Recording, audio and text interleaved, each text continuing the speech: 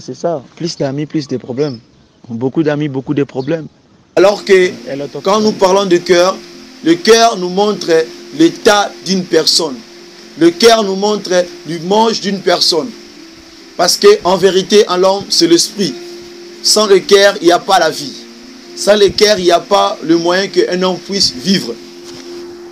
Alors qu'il y a des maladies, il y a des maladies du cœur ou des maladies de l'âme qui est causée souvent dans des blessures intérieures ou bien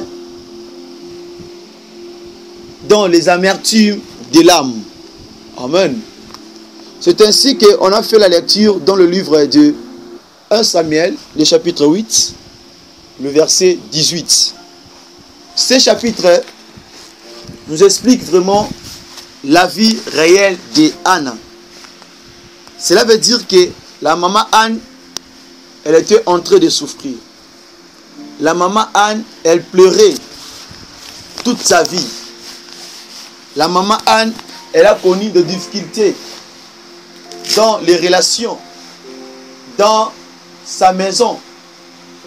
La maman Anne avait la maladie sur laquelle le médecin de ce monde ne peut pas parvenir à lui guérir. Amen. Cela veut dire quoi?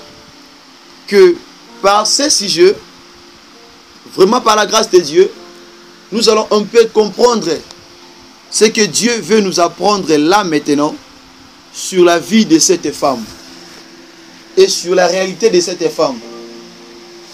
Alors que la Bible déclare et dit que la vie d'Anna était toujours elle était toujours en train de pleurer, de se lamenter depuis que Elkana avait connu sa femme, depuis que Elkana avait connu Pénina,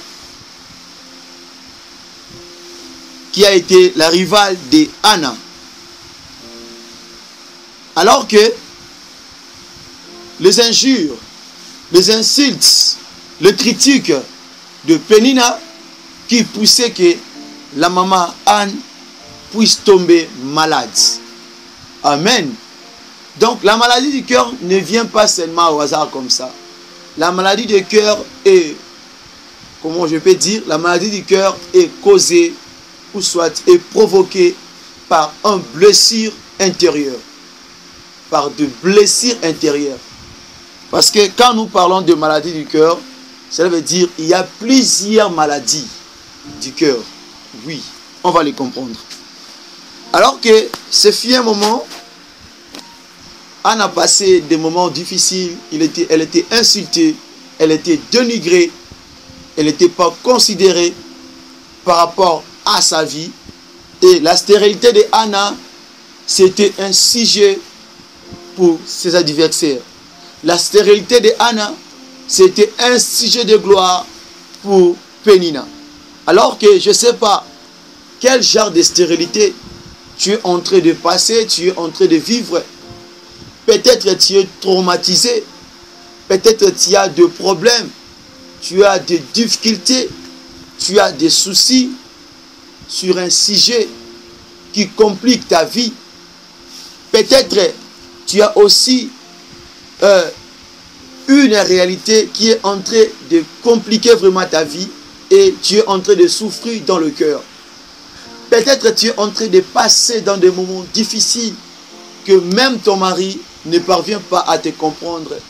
Même ta femme ne parvient pas à te comprendre. Même aussi ta famille ne parvient pas à te comprendre. Cela veut dire quoi? Il y a des maladies sur lesquelles que l'homme souffre au niveau du cœur. Il y a des maladies sur lesquelles que l'homme peut être emprisonné sur cela, même pendant plusieurs années. Que Dieu nous fasse sa grâce. Et sur cette parole, sur ces messages, je crois qu'à ceux-là qui souffrent du cœur seront guéris au nom de Jésus. Alors que peut-être tu as connu de déception, peut-être tu as connu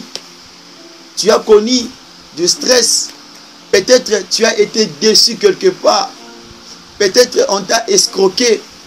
Peut-être tu es en train de vivre dans des insultes. Peut-être tu es un enfant orphelin et tu ne supportes pas ce que les gens disent de toi. Peut-être tu es un enfant abandonné alors que les gens en profitent sur ta faiblesse et te mettent le doigt sur l'œil. Peut-être tu es aussi une femme stérile alors que la famille de ton mari profite pour dire de n'importe quoi sur ta vie. Peut-être aussi à cause de la réalité de la vie, tu as étudié, tu as fini tes études, mais tu ne parviens pas à trouver un bon travail pour t'en sortir. Tu es toujours en train de demeurer dans la maison de la famille.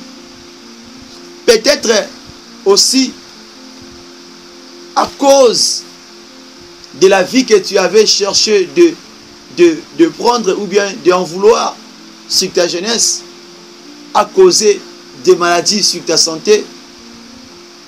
Tu prenais des pilules, tu prenais le bière, les alcools, les produits alcooliques, tu prenais les produits toxiques. Aujourd'hui, tu es hospitalisé. Aujourd'hui, tu es en train de passer sur des maladies incurables. Cela ne s'explique pas, cela ne dit pas que cette maladie, cette blessure qui est à l'intérieur de toi, que Dieu n'a pas la solution sur cela. Non, bien-aimé, cela ne prouve pas cela. Cela ne prouve pas que Dieu n'a pas la solution. Ça justifie même pas. Cela veut dire, nous les hommes sectaires, nous avons des malades. Nous sommes en train de vivre. Nous sommes en train de marcher avec de malades qui est dans nos cœurs. Souvent ces maladies, même si tu pars à l'hôpital, il n'y a pas des appareils qui peuvent les localiser, qui peuvent vraiment examiner cela. Alors que c'est Dieu qui voit juste que ton cœur, parce qu'il dit il voit les reins.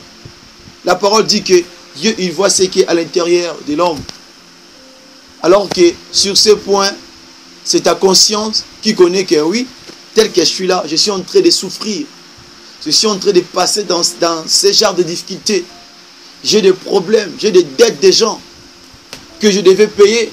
Et quand je regarde mes enfants, comment est-ce que je vais les faire nourrir?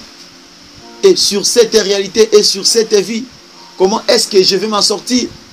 Je dois payer la maison, je dois prendre soin de ma famille, je dois prendre soin de ma femme, alors que j'ai plus de travail, alors que ce que je reçois ne me suffit pas d'effectuer toutes ces dépenses ici. Le cœur de l'homme pleure, le cœur de l'homme souffre, ainsi que ça a été la même maladie que la maman Anne, elle était en train de souffrir.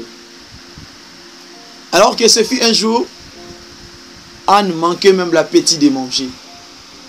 N'a pas pu même cette saveur-là de manger, même de boire. Il s'est mis en pleurer. Anne a pleuré. Il plaira. Alors que quand il plaira, quand il tentait de pleurer, son mari remarque que ma femme a quelque chose qui ne marche pas. Alors que si le cœur est malade, si le cœur est abattu, si le cœur est blessé, tu verras que même dans la vie de l'homme, tout ce que l'homme voit devient inutile. Tout ce que l'homme touche, il voit que ça n'a plus de valeur. Si juste que le cœur a affecté, si juste que le cœur est touché, si juste que le cœur est malade, tout ce que l'homme possède, tout ce que l'homme entreprend, tout ce que l'homme travaille, tout ce que l'homme fait pour s'en sortir, même là où l'homme vit, même là où l'homme dort, si son cœur est juste que affecté par un problème, si juste que son cœur est malade, vous allez voir que l'apparence, même l'attitude de cet homme va changer facilement. Et cet homme-là, il sera abattu sérieusement du cœur. Et si le cœur est abattu, il n'y aura pas l'appétit de manger. Il n'y aura pas même le moyen de faire autre chose de la vie. Alors que la maman Anne, elle était vraiment stressée. Elle avait des stress. Elle était vraiment stressée. Elle a manqué même l'appétit de manger.